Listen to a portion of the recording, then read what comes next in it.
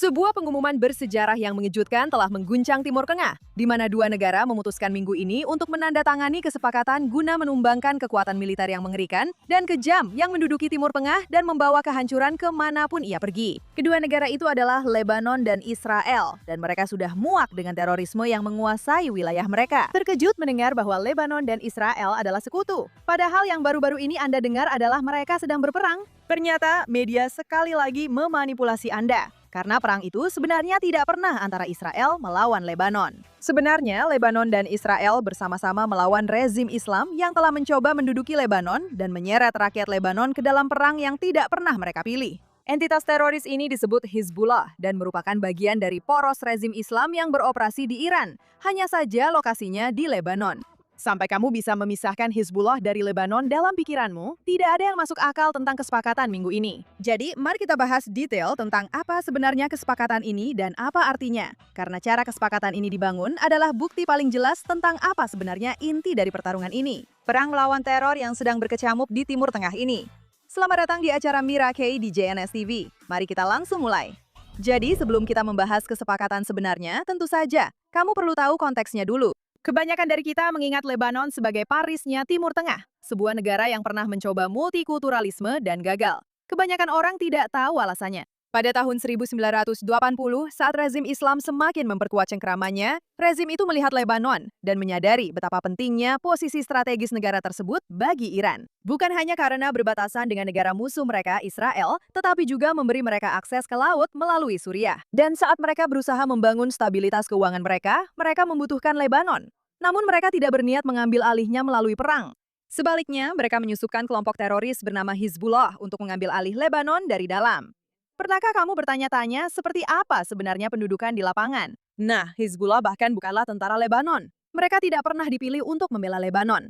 Ini adalah milisi yang dibentuk Iran pada tahun 1982 untuk satu tujuan, yaitu memberikan Republik Islam senjata siap tembak yang diarahkan ke perbatasan utara Israel dan berada di atas tanah milik orang lain. Dan tentu saja juga bekerja sama dengan kartel narkoba Amerika Selatan untuk mendanai dirinya sendiri. Tapi itu cerita lain. Selama beberapa dekade, pengaturan itu berjalan persis seperti yang direncanakan. Hizbullah menerima uang, senjata, dan perintahnya dari Iran, bukan dari Lebanon. Ketika Iran membutuhkan pengaruh terhadap Israel, Hizbullah mulai menyerang. Ketika pertempuran terjadi, yang terbakar adalah Lebanon Selatan, bukan Iran Selatan. Mereka menggambarkan serangan-serangan ini terhadap Israel bukan sebagai Israel yang diserang oleh Iran dari lokasi yang berbeda, melainkan sebagai konflik antara Lebanon dan Israel. Padahal sebenarnya tidak demikian. Hizbullah terus berkembang, mengambil alih infrastruktur Lebanon, membawa kekacauan dan kehancuran di belakang mereka. Dan rakyat Lebanon serta Israel sangat menderita. Sementara itu, rezim Islam terus membangun dengan nyaman dari jarak bermil-mil jauhnya.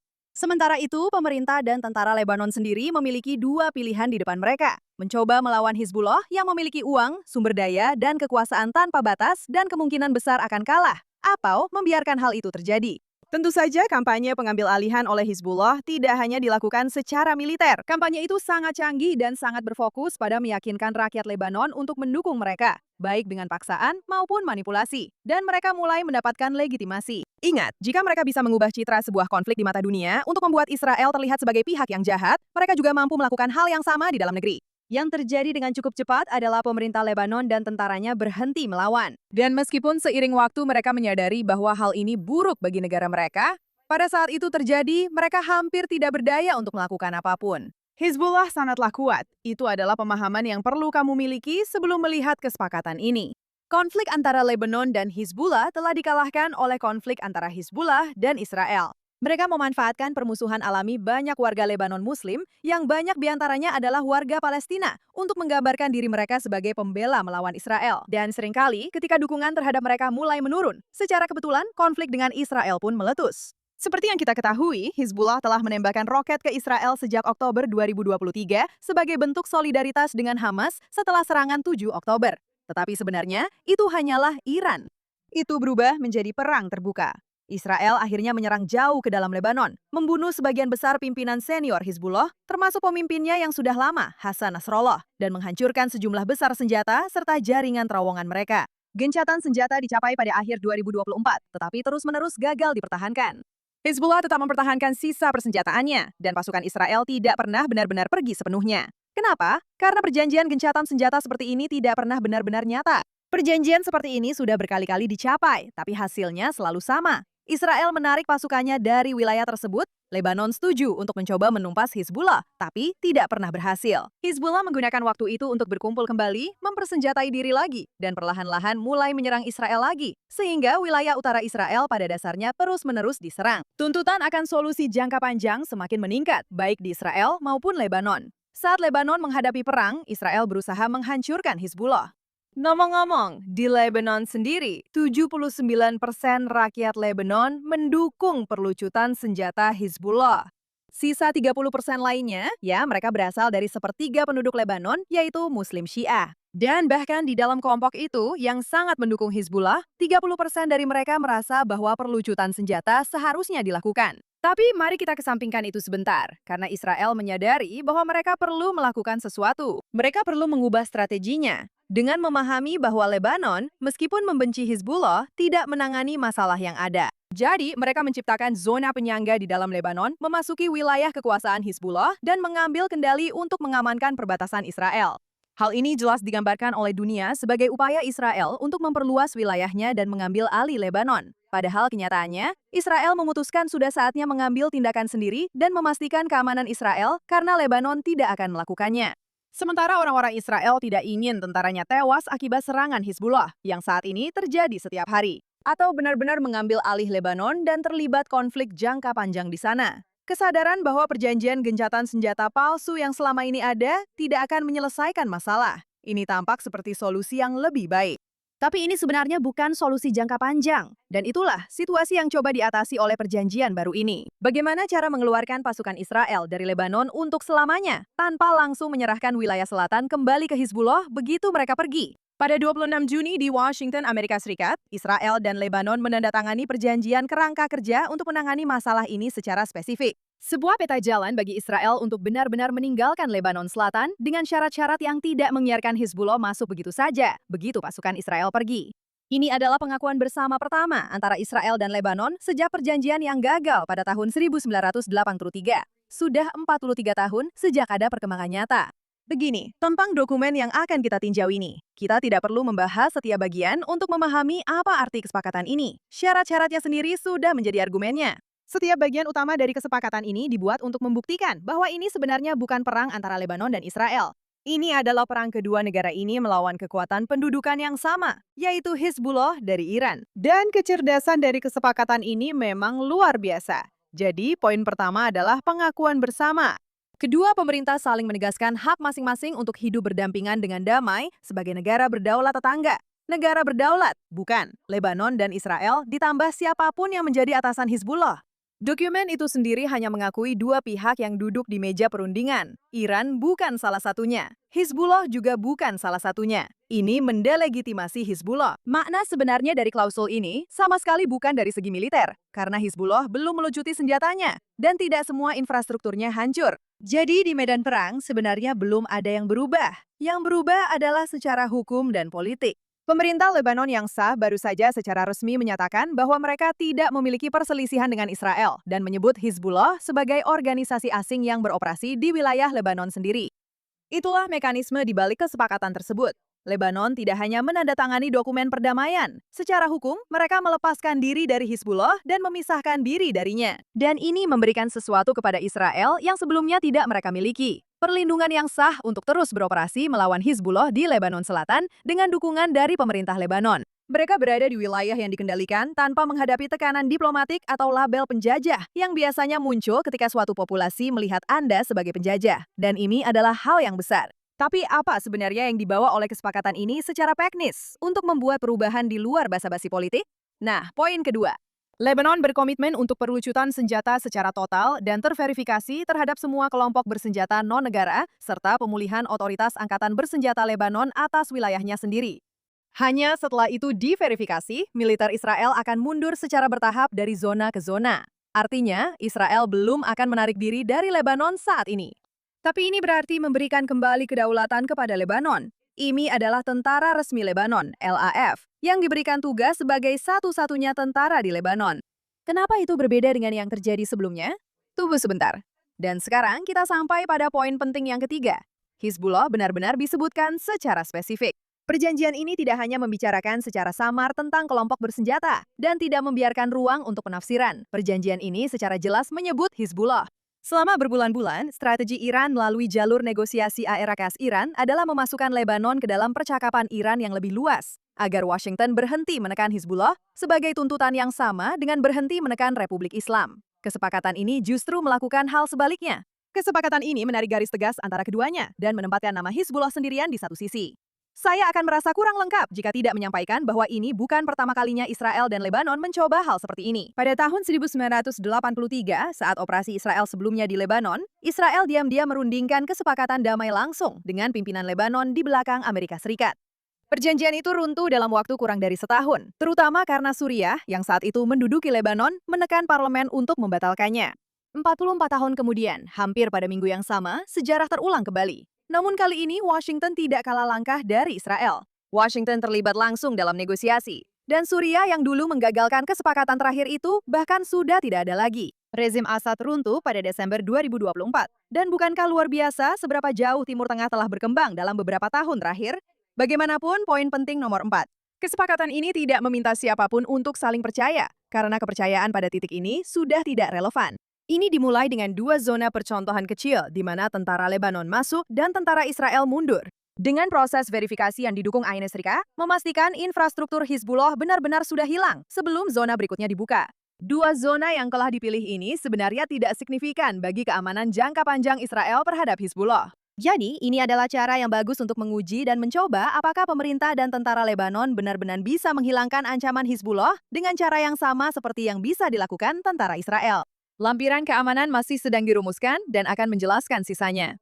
Dan ini memang tidak dimaksudkan sebagai solusi cepat. Prosesnya akan berjalan lambat secara sengaja. Satu wilayah diuji dan Israel mundur. Wilayah berikutnya, Israel mundur. Karena seluruh kegagalan dari semua perjanjian sebelumnya, bahkan sejak tahun 1949, adalah pemerintah Lebanon berjanji bahwa mereka bisa mengendalikan wilayah selatannya sendiri. Namun mereka sebenarnya tidak bisa mewujudkannya. Jadi saat ini hal yang paling penting adalah apakah mereka bisa dan bagaimana mereka akan mewujudkannya, serta apakah Israel akan setuju dengan hal itu. Dan itu membawa kita ke poin kelima.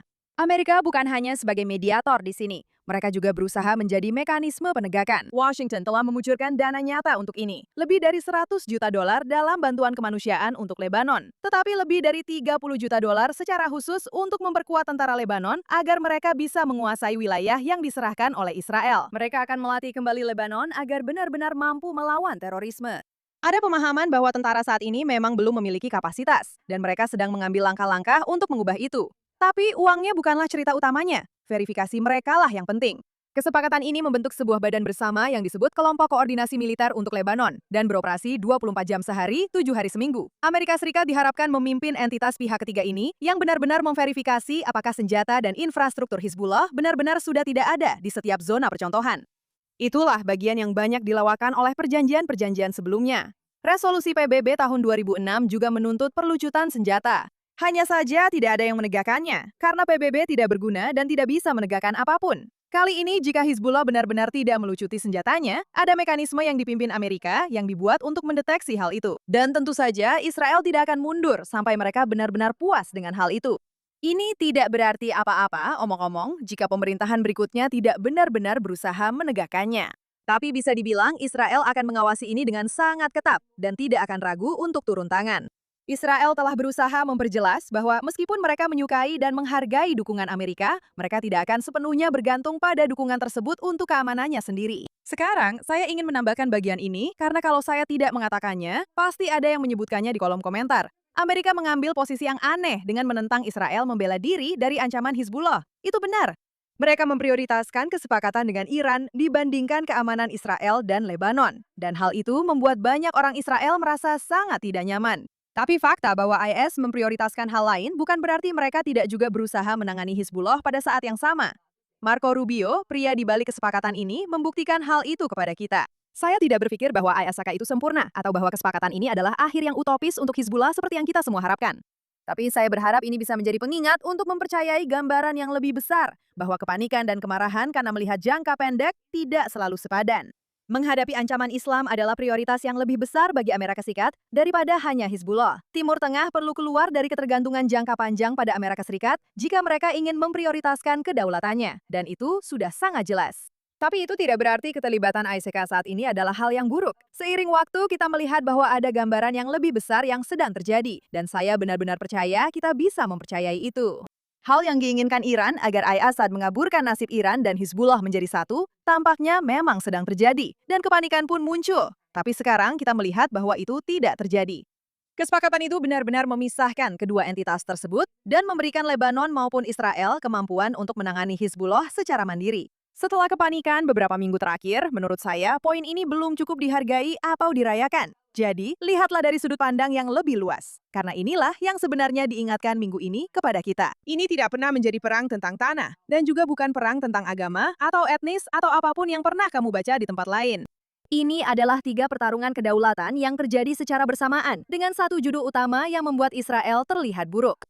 Di Iran, menjatuhkan Republik Islam, meminimalkan kekuatannya, dan memungkinkan rakyat Iran untuk berdaulat kembali, serta menghilangkan kekuatan proksi dari Timur Tengah. Di Lebanon, perjuangannya adalah memastikan bahwa hanya tentaranya sendiri, bukan milisi yang setia pada ibu kota asing, yang diizinkan memutuskan kapan negara itu berperang. Dan di Israel, perjuangannya adalah untuk hak kedaulatan paling dasar, yaitu membela perbatasannya sendiri tanpa perlu izin siapapun terlebih dahulu untuk menghentikan terorisme sebelum itu terjadi. Konflik-konflik ini sekarang semuanya saling terkait, dan mengurai konflik-konflik ini serta memberdayakan orang-orang yang tepat, bukan hanya kekuatan eksternal untuk menjatuhkan mereka, sangatlah penting. Rakyat Lebanon seharusnya bisa mengendalikan Lebanon dan keputusannya sendiri. Rakyat Israel juga seharusnya diizinkan melakukan hal yang sama. Dan ini sekarang merupakan langkah ke arah yang benar. Ada upaya untuk mengubah strategi dan permainan kekuasaan guna menciptakan alternatif dalam menangani masalah jangka panjang. Dan mengenai Iran yang merupakan akar penyebab semua konflik ini, Lebanon bukan satu-satunya tempat di mana pengaruh Iran kini mulai terkikis. Selat Hormuz telah menjadi tulang punggung strategi keamanan nasional Iran selama hampir 50 tahun. Kemampuan untuk menyandera ekonomi energi dunia. Namun Irak, Arab Saudi, Uni Emirat Arab, dan Kuwait sedang membangun jalur pipa yang sepenuhnya melewati selat tersebut. Dan tentu saja, minyak Venezuela kini kembali masuk ke pasar. Kamu tahu, sebuah langkah yang dulu tidak ada yang mengaitkannya dengan perang Iran yang tak terhindarkan, tentu saja kami melakukannya. Setiap jalur tersebut adalah satu alasan lagi mengapa dunia tidak membutuhkan Hormuz, dan satu alasan lebih sedikit mengapa ancaman Iran sebenarnya tidak berhasil. Tekanan terhadap Iran tidak hanya terjadi di Lebanon, tapi juga terjadi di setiap lini secara bersamaan. Namun ada hal yang lebih besar terjadi di sini juga. Kesepakatan ini adalah dokumen pertama dalam 4 dekade yang secara jelas menuliskan ketiga hal ini dan mencoba mengurutkannya agar benar-benar bisa terjadi. Ini mungkin tidak berhasil karena Hizbullah sudah menyebutnya sebagai penyerahan diri, dan Iran sudah menyebutnya sebagai pelanggaran terhadap perjanjian terpisahnya sendiri dengan Washington. Dan sejarah di sini tidak terlalu menggembirakan. Upaya terakhir runtuh dalam waktu kurang dari setahun. Tapi untuk pertama kalinya sejak tahun 1983, pertanyaan yang sedang dibahas bukan lagi hanya bagaimana Iran akan memanipulasi negosiasi untuk mendapatkan apa yang diinginkannya dan menggambarkan Israel sebagai pihak yang jahat. Ini tentang memberikan Lebanon dan Israel kemampuan untuk menjadi berdaulat dan aman, dan idealnya bekerja sama untuk mewujudkannya. Dan negara-negara Teluk juga mengalami hal serupa. Bagaimana mereka bisa berdaulat menghadapi serangan Iran? Tidak disangka, mereka mulai bekerja sama untuk mencari solusinya. Jika Timur Tengah bisa bertindak bersama melawan para radikal, maka mungkin meskipun semua orang tidak setuju dalam hal lain, akan ada bentuk perdamaian baru di antara kita. Saya Ira Yerka, dan sampai jumpa di lain waktu.